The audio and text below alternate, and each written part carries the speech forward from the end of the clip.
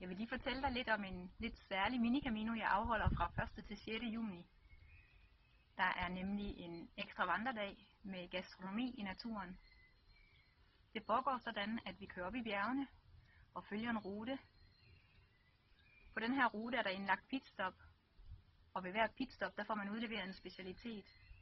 Det kan fx være ravioli med ost, vendt i smør og salvie, og et glas rødvin fra den lokale vinbonde. Man vandrer lidt, så er der pitstop, man vandrer lidt mere, et nyt pitstop, og sådan foregår hele dagen. Herefter der overtager den almindelige minicamino.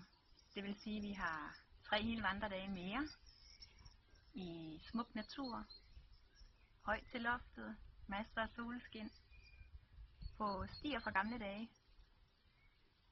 Det er en rigtig god kombination, hvis du vil have en ekstra oplevelse med i din minicamino. Der er sidste tilmeldingsfrist den 15. maj, så det er nu du skal komme ud af busken. Hej med dig.